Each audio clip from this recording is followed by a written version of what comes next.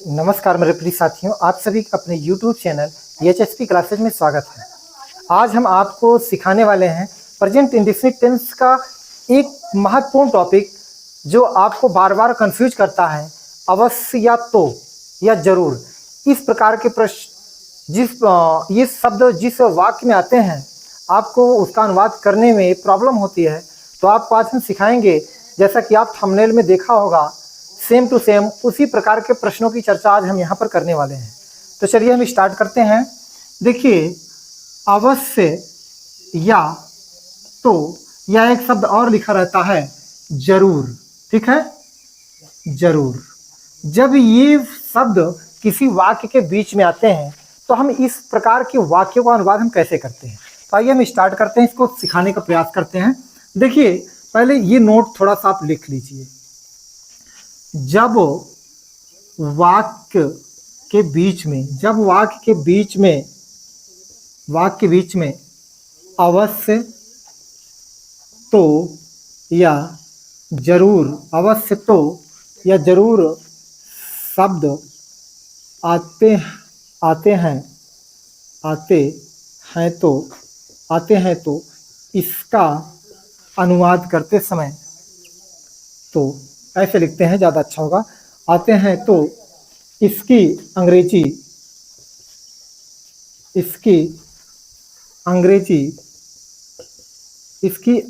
के लिए ध्यान रखना, इसकी अंग्रेजी के लिए उस टेंस की सहायक क्रिया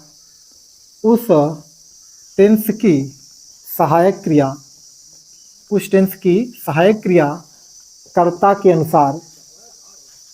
के अनुसार लिख देते हैं। बात को समझें, कर्ता के अनुसार लिख देते हैं।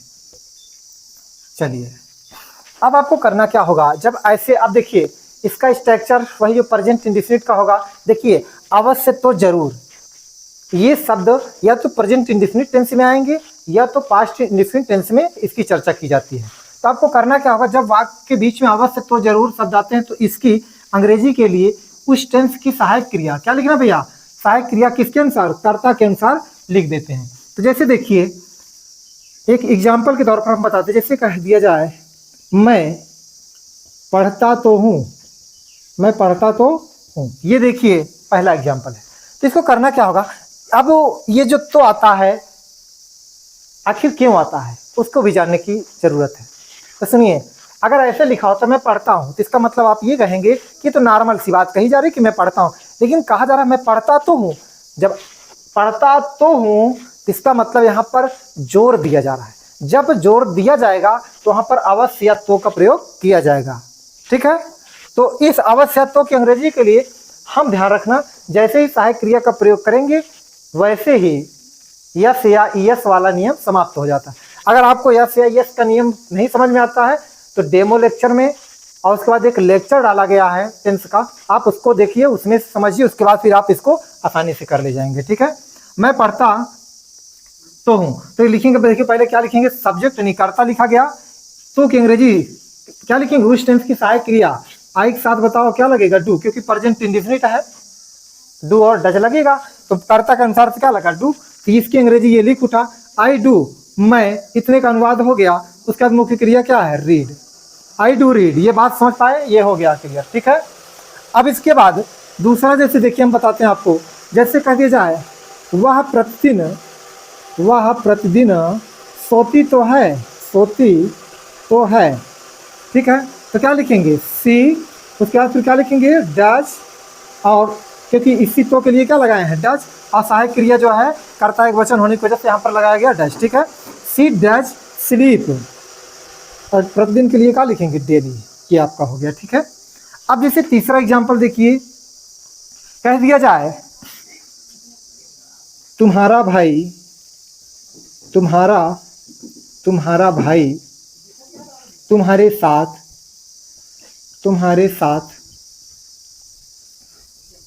अवश्य बाजार जाता है,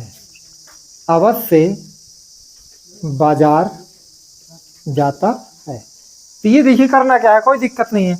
अवश्य आया कि नहीं, अवश्य तो जरूर आएगा, तो इस टेंस की सहायक क्रिया लगाएंगे इसके आधार पर। ठीक है, तो जाता है, प्रेजेंट इंडिफिनिट है, कोई दिक्कत नहीं। प्रेजेंट इंडिफिनिट का अफर्मेटिव है तो लिखेंगे तुम्हारा भाई। करता क्या है हमारा? तुम्हारा भाई, योर ब्रदर, ठीक है, योर ब्रदर। उसके बाद सहायक क्रिया का लगाएंगे अवश्य के लिए, डज। योर ब्रदर डज, जाना का क्या लिखेंगे? गो। उसके बाद टू लगाएंगे, market, go to market.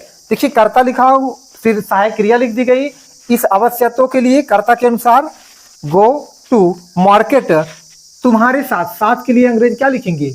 With, ठीक है, इसको सही पढ़ते हैं विद, ठीक है, तुम्हारे, तो ये क्या लिखेंगे? With you, full stop. बात समझ पाए? ये आपका भले बड़ा सा दिख रहा है लेकिन ये बड़ा रियल में है नहीं।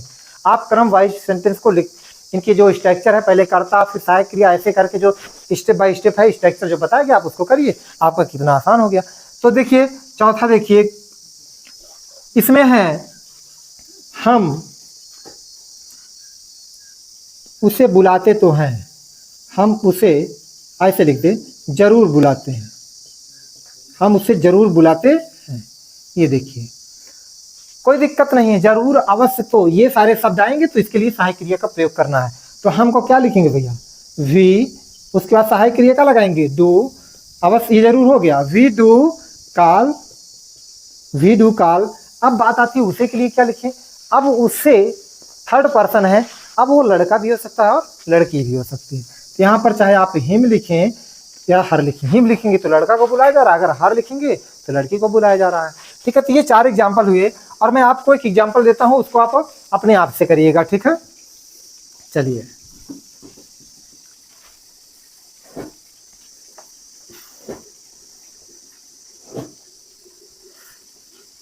वे लोग यहाँ प्रतिदिन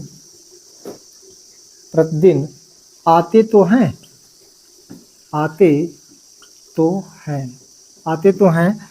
और ये जो अब लास्ट वाला देंगे ये आपको कमेंट बॉक्स में लिखना होगा, ठीक है, इसका ट्रांसलेट उसमें दीजिएगा। जैसे कह दिया जाए वह लड़का सत्य बोलता तो है, ये देखो, इसको हम बता दे रहे हैं, इसको आप जो है कमेंट बॉक्स में इसका आंसर दीजिएगा। वे लोग यहाँ प्रतिदिन आते हैं, आते तो हैं, लो ये तो आया अवश्य, तो वे लोग के लिए क्या लिखेंगे भैया? दे, अकेले लिख देंगे हो जाएगा, ठीक है, बहुवचन ही होगा दे। उसके बाद फिर क्या लिखेंगे? डू। उसके बाद फिर क्या लिखेंगे? कम। अब यहाँ कम हियर डेली, ठीक है, ये हो गया। अब आपको अगर ये समस्या होती है कि सर यहाँ तो समझ में आया लेकिन यहाँ भी समझ में आया, लेकिन ये कैसे आगे पीछे हो सकता है? सुनो, ये शेष है, चाहे आप डेली हियर लिख सकते हैं, ये भी सही है, अच्छा हियर डेली लिखिए तब भी सही है। शेष को आगे पीछे आप लिख सकते हैं, लेकिन आपका subject, helping verb, main verb plus object, ये इतना चीज क्रम से होना चाहिए। इसके बाद जो शेष के बाद यानी ऑब्जेक्ट के बाद जो शेष आता है इसको आप आगे पीछे लिख सकते हैं, कोई दिक्कत नहीं।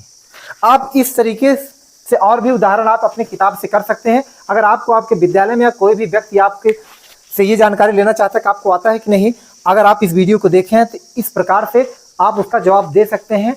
इस तरीके को अपनाकर आप उनको जो है कि बता सकते हैं और आप अपने आप को सिद्ध कर सकते हैं कि हाँ इस प्रकार के प्रश्न मुझे आता है, ठीक है। हम मिलते हैं अगले वीडियो में। आप इसका लेकिन कमेंट में जवाब जरूर दीजिएगा ताकि हमें भी ये पता चले कि जो ये वीडियो देख रहा है, जो मेरा दोस्त देख रहा है ये वीडियो, क्या उसको वास्तव में मेरे द्वारा पढ़ाया गया समझ में आ रहा है या नहीं, ठीक है। तो चलिए मिलते हैं अगले वीडियो में। Thanks for watching my dear friends.